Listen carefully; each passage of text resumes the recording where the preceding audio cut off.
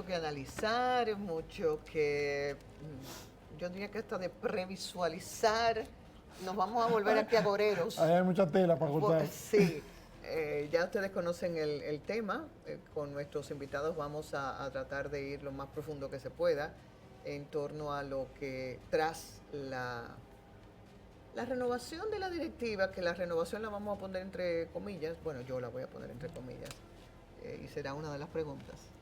Vamos a compartir primero la mirada en contexto y luego pasaremos a la conversación. Nuestros invitados ya están aquí en estudio.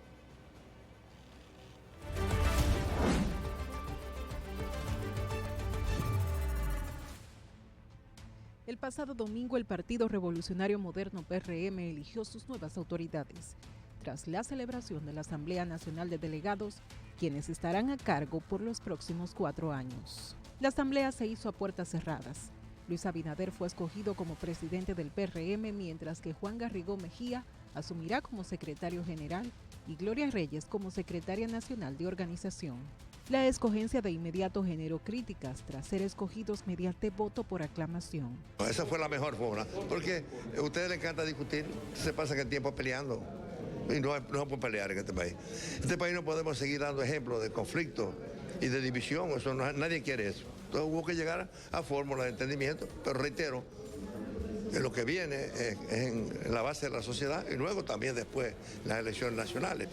El que no se sintoniza con jóvenes y mujeres no tiene nada que buscar en la política dominicana ni ninguna actividad de la vida. Por otro lado, Delignia Ascensión fue escogido como primer vicepresidente ejecutivo. Con estas designaciones concluye el periodo de 8 años de José Ignacio Paliza como presidente del PRM, así como el de Carolina Mejía como secretaria general y Delignia Ascensión como secretario de Organización Nacional.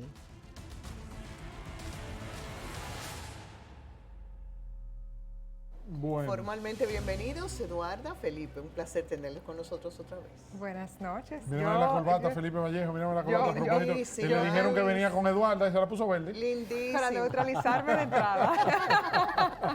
Buenas noches y muy buenas noches a toda la gente. De verdad que es un placer. Yo me atreví a entrecomillar, si vale el término, lo de renovación.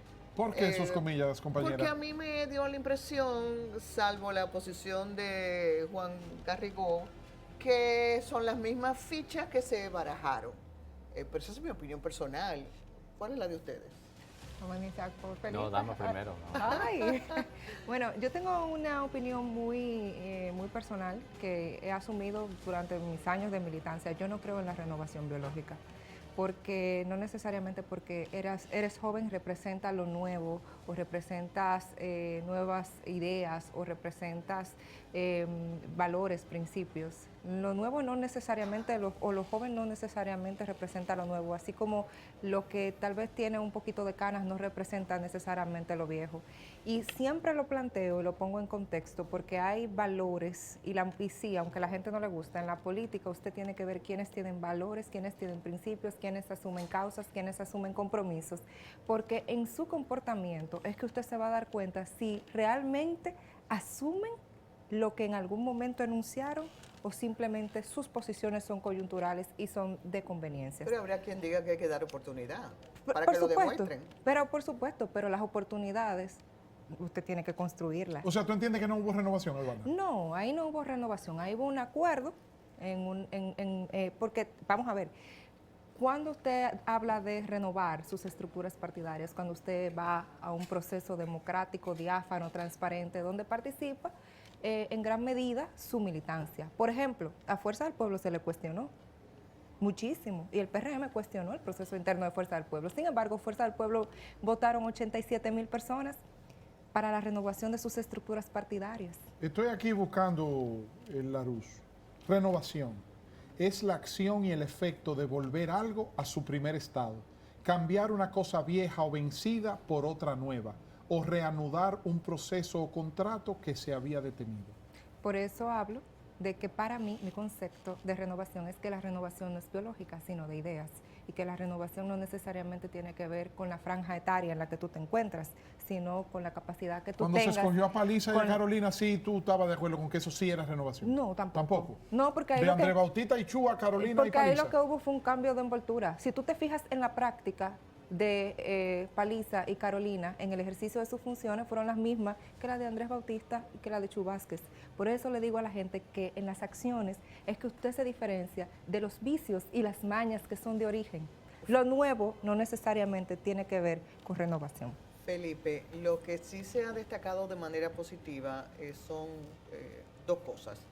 Uno, que fueron ya con una sola plancha a proclamar. No hubo ahí ni debate, ni otras opciones, o sea, como que se pusieron de acuerdo. No se Y tiraron aquí sillas. todos sabemos que el PRM, antes PRD, no ha sido muy quieto, las sillas vuelan, se dicen Yo cosas. sabía que ella no me quedaba. Balazo. Bueno, pero Yo sabía no que ella es, no se quedaba pero no con es esa. un secreto, No, pero y yo eso no estoy. está ahí. Claro. Bien, eso por un lado. Y lo segundo, se ha visto muy bien algo que de hecho también se esperaba, que Luis Abinader asumiera la presidencia del partido.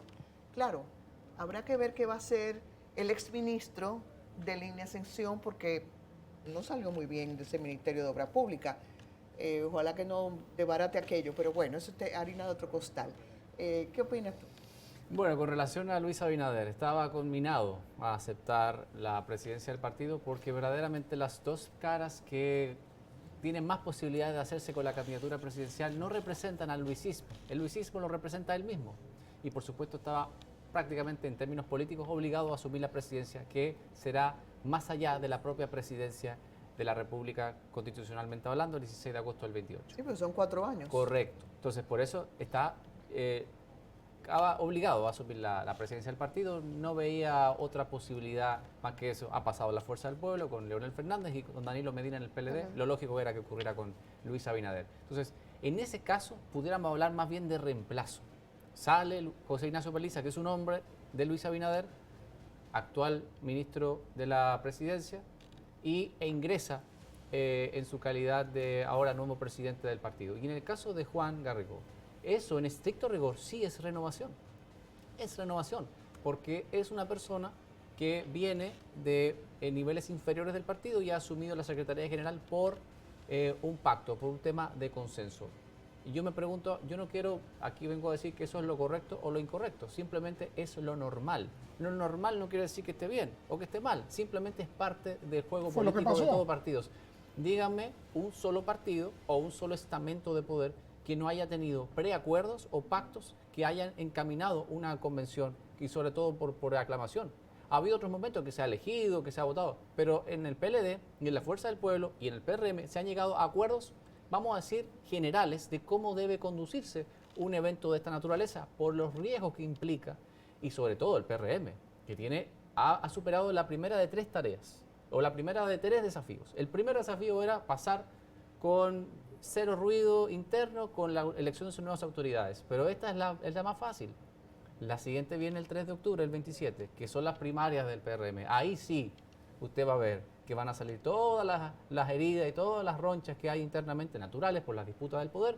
Y luego, por supuesto, las elecciones generales de febrero y mayo del 2028. Pero de cara a ese octubre de 2027, como que parece que se va allanando el terreno, porque Yayo Sanz ha hecho público su apoyo a la precandidatura de David Collado. Sí, es un buen punto. Yayo tiene una estructura importante, es un dirigente muy respetado, pero Yayo, desde el punto de vista numérico, no marcó nunca en las encuestas como para ser competitivo. Y por supuesto que me parece a mí que fue un factor que él consideró que, bueno, no soy competitivo, no marco en las encuestas, tengo la oportunidad de subirme a lo que él considera el caballo ganador, en este caso David Collado, y hacerse en la campaña con un rol preponderante. Veremos esta ola de dirigentes apoyando a uno u otro precandidato, en este caso Carolina Mejía, que para mí es la otra que tiene posibilidades reales, y en tercer lugar Wellington Arnaud. No, y Gloria Reyes también en organización es parte de la estructura de De Yayo y Yayo, fue que apoyada. por vía de consecuencia. Y Wellington Arnaud también, Luis Delgado, parte de la estructura Correcto. de Wellington, y la gobernadora de Santiago, la señora Rosa, que también resultó por parte Es de correcto, Wellington como pero subsecretaria. la presidencia y la vicepresidencia ejecutiva Luis pertenecen Abinader. al luisismo. Entonces, ha quedado en el centro Luis Abinader, controlando la presidencia y la vicepresidencia, queda como el árbitro. En la Secretaría General queda Juan, y del otro lado los estamentos que representa directa o indirectamente David Collado. Y una pregunta, tanto para ti, Felipe, como para ti, Eduarda, y para Lisette. ¿Quién representa más a Luis Abinader? de las tres corrientes que emergieron en este proceso. Carolina Mejía, Hipólito Mejía y Juan Garrigó en la Secretaría General, David Collado, Yayo Sanz Lobatón y Gloria Reyes en la Secretaría de Organización, o Wellington Arnott con el señor Delgado en la Secretaría de Asuntos Electorales y la señora gobernadora de Santiago, Rosa Polanco, con la Subsecretaría General. Ninguno de los tres. ¿A cuál de los tres ves más cerca A en ninguno. términos? Ninguno de los tres. Hipólito Mejía sabemos que tiene una relación buena con Luis Abinader, o por lo menos públicamente. Han tenido sus roces desde la época que Abinader fue candidato vicepresidencial. Se enfrentaron en el 2016, se enfrentaron en el 20, han tenido desacuerdos. La hostilidad o la agresividad que muestra Hipólito Mejía en actos del PRM no es una cuestión impulsiva o emocional, eso es estrictamente calculado para demostrar su descontento.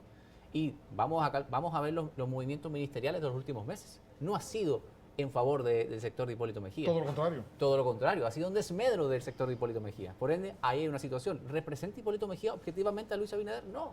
David Collado, lo propio. A David Collado se montó en la campaña y en el gobierno de Luis Abinader el último día de la campaña del 2020, cuando hacen el acto en el Distrito Nacional, anunciando su apoyo a Luis Abinader en el último día de campaña oficial. ¿Es verdaderamente objetivo decir que representa al luisismo? Tampoco. Está bien, no lo representa, pero ¿a quién tú percibes más cerca? Raquel Peña es la única fuerza, digamos, que ha dicho yo quiero ser presidenta o sueño con ser presidenta, que representaría de alguna forma la continuidad de Luis Abinader. El resto, las otras tres facciones, y Wellington enfrentó a Luis Abinader, creo que en el 2016. Y en el 20, en el 19. En el 19, perdón, en las primarias del 19, porque entendía él que podía ser candidato presidencial. De nuevo, ¿es realmente creíble pensar que es cercano al luisismo? No.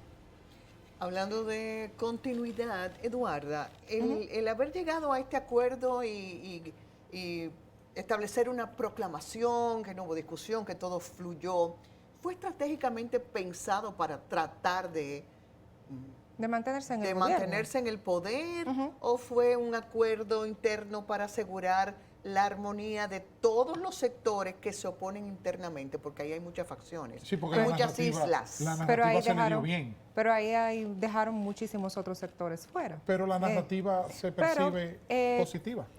Bueno, porque ellos han instalado una narrativa para que la sociedad la perciba positiva, pero hay un jurisconsulto mexicano que yo aprendí de él muy jovencita, y él siempre me dijo lo siguiente: mire, profesora, cuando usted vea que una normativa sea modificada para beneficio de un sector, de un grupo económico, de un grupo político, hable siempre de que hay una debilidad institucional en esa organización. El PRM hizo eso. El PRM modificó sus estatutos para llevar un proceso interno. Entonces, desde mi perspectiva, yo tengo que decir, sin meterme mucho en los asuntos internos, a la sociedad que le ponga ojo, porque era un partido que hablaba de los aspectos internos de otras organizaciones políticas y decía, mire, pero lo que pasa es que ahí no hay democracia. Bueno, pero usted acaba de cercenar la democracia dentro de sus estructuras partidarias. Eduarda, pero el PLD hizo lo propio y la Fuerza del Pueblo hizo lo propio también. Pero por eso mismo los estoy comparando. En el PLD,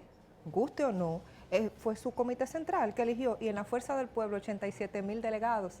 En el PRM, ¿quiénes eligieron? Los 2,000 miembros, mil y la pico de cúpula. miembros. Y eso, en el PLD se cambiaron los estatutos. Sí.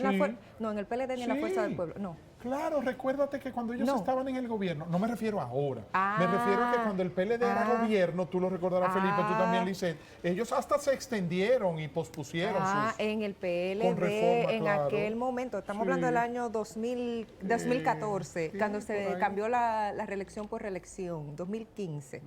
Pero lo que estoy diciendo es, el PRM cuestionó eso, lo fustigó, dijo que eso eran valores antidemocráticos, y por eso yo siempre le digo a la sociedad que evalúe, porque cuando estamos fuera del gobierno, tendemos a tener discursos que luego en la práctica, cuando llegamos al gobierno, los cambiamos. Entonces, en Fuerza del Eso no es Pueblo, raro. en Fuerza del Pueblo, que es un cuestionamiento que yo desde el inicio hice, a Fuerza del Pueblo, porque creo que ahí hay unas pequeñitas diferencias con otros partidos del sistema, que yo decía, lo que nosotros hagamos, lo que se haga aquí, tiene que replicarse cuando estemos en el gobierno, aún nos cueste, porque la sociedad debe aprender a mirar eso. La sociedad dominicana, y esto es a la sociedad dominicana debe aprender cuál es la práctica de las organizaciones políticas, porque esa misma práctica es la que van a replicar en el gobierno. El PRM, ¿cuál fue la primera ley que modificó cuando llegó al gobierno? ¿Usted se acuerda? La de INAPA, ¿Para qué? para que Wellington no pudiera ser director de INAPA. Porque, exacto. Entonces, eso es que... Pero ha hecho muy buena gestión. Pero la ley lo contemplaba a él. Pero creo que ese ruido que se generó al principio ha quedado disminuido y casi hasta olvidado porque se comprobó que el hecho de que él sea abogado y no ingeniero especialista en asuntos hidráulicos. Y luego también lo metimos en los asuntos gremiales a través del Tribunal Superior Electoral. También. Entonces, ¿qué es lo que yo quiero determinar aquí?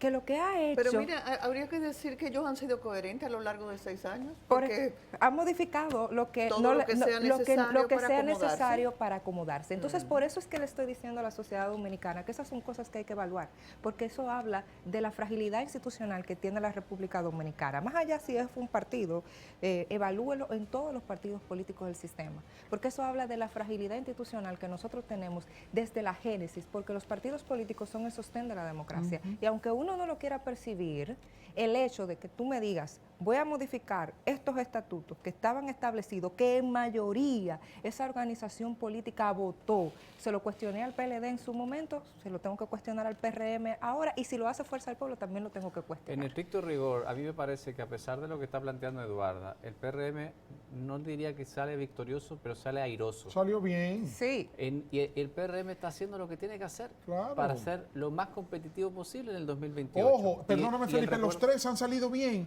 porque la Fuerza del Pueblo salió bien cuando ratificó a Leonel como presidente y a Florian como A Peñita, secretario sí. general. Hubo un proceso a de Peñita, votación. perdón. Votaron 87,000. Mi corazón, lo que te quiero dejar dicho es que cuando se evalúa fríamente los tres procesos de los tres partidos mayoritarios, no hubo incidente. Nadie fue a la Junta, al Tribunal Superior Electoral a impugnar. Como dice Licey, no se tiraron una silla, ni en el PLD, ni en la Fuerza del Pueblo, y ahora En el tampoco en caso el del PRM. PRM, el último recuerdo que se tiene es de donde nace el PRM, que es Claro, del con los PRD. sillazos del 2010. PRD. Pero hay que recordar que eso fue cuando habían perdido la elección y estaba todo el mundo, por supuesto, Y que eso fue en enero del bastante- 13. En enero del 13, un año, menos de un año después de haber perdido las elecciones que ellos consideraban ganadas. Y ese es los famosos sillazos que volaron. Es el último recuerdo que la gente tiene como del PRD, que es el origen o la antecedente del PRM. sí, el que el PRM precedente. haya hecho Sí. un proceso ejemplar desde su fundación en el 2014, el proceso del 2016, el proceso del 2017, el proceso del 2019-20 y ahora en el 24, habla de que se han distanciado de esa narrativa caótica y eso es un punto a favor para ellos. Muy positivo, yo creo que sí.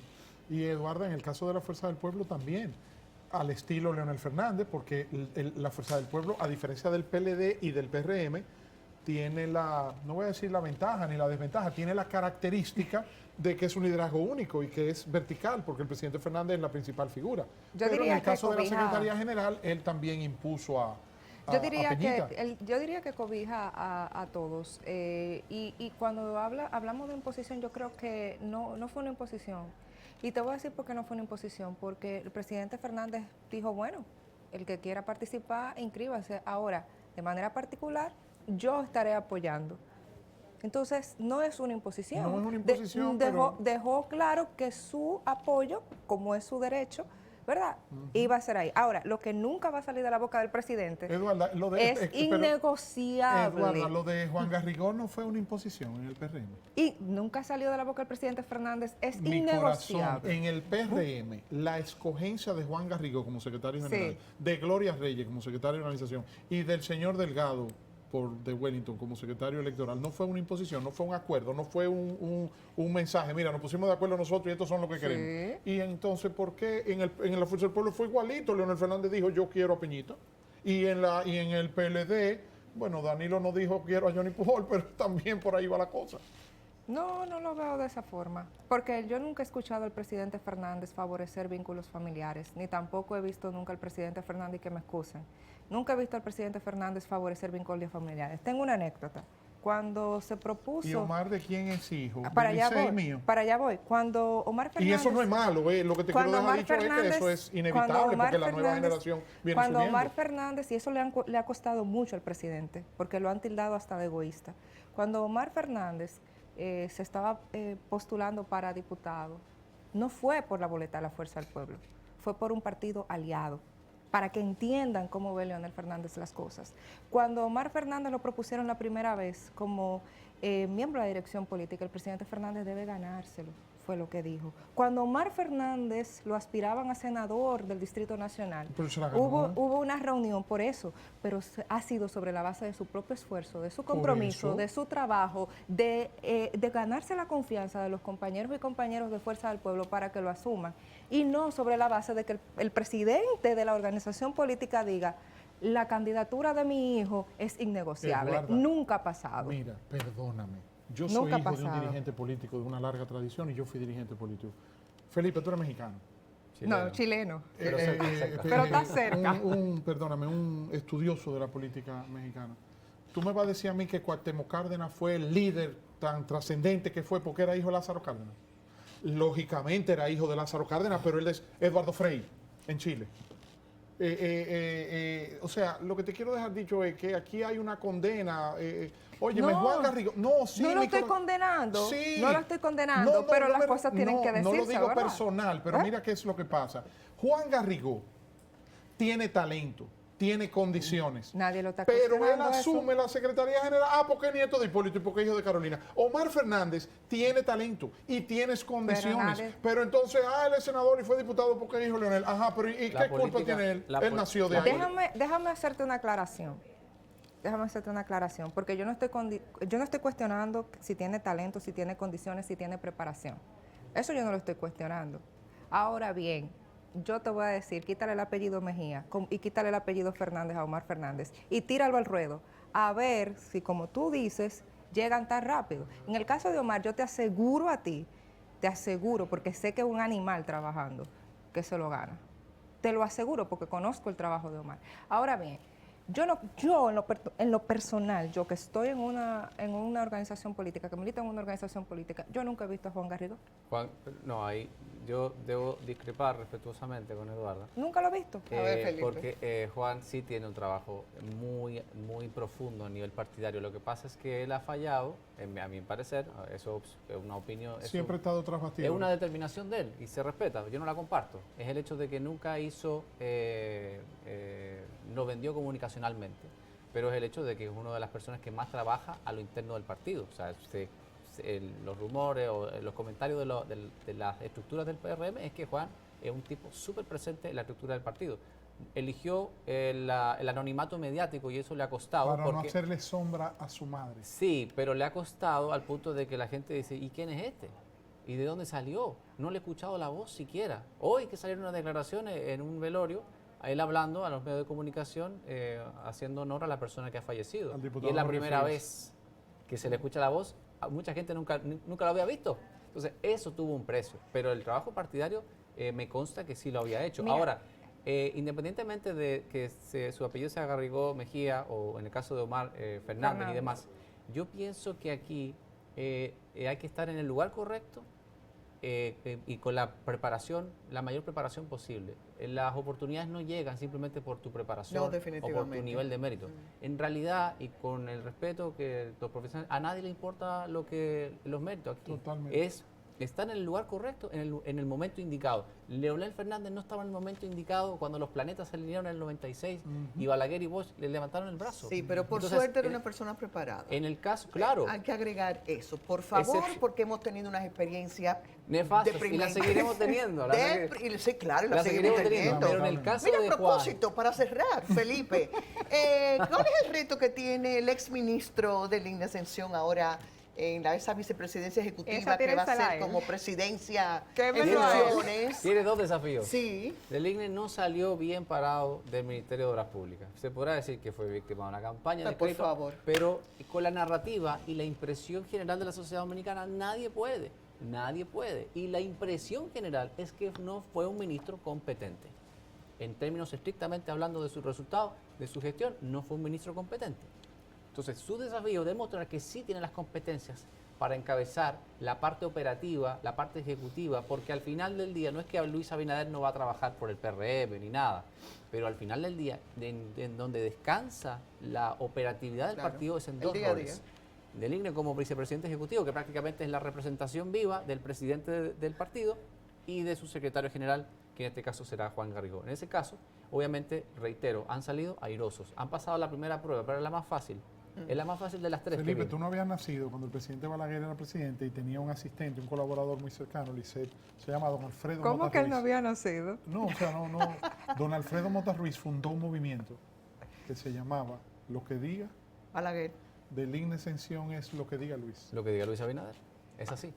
Vamos a ponerle el ojo a ver qué pasa. Bueno. Gracias, Gracias, Eduardo, Wanda, gracias, Andújar, Felipe. Felipe Vallejo. Siempre un gusto tenerles a ambos. Así es. A ustedes también, por supuesto. Gracias, Lisset, también. Ay, y gracias, No, Víctor. el que estuvo en el debate fue Víctor. Sí. Quédense ahí, no se muevan, porque a seguidas, casi ya, noche duerma. Hasta mañana. mañana.